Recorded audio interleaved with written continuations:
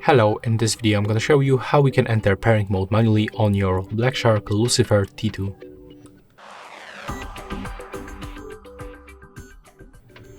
So first of all, we have to power off our earbuds. We have to click and hold these touchpads for at least 5 seconds until indicators turns off.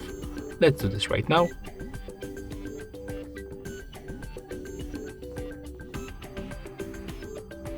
Right now we can release. And next step, it's very simple.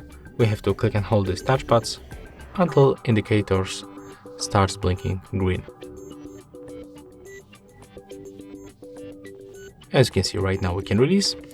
Put them close to your device, go to the Bluetooth settings and enter for the paired new device. Right now you will find them on available devices list and you will be able to pair them.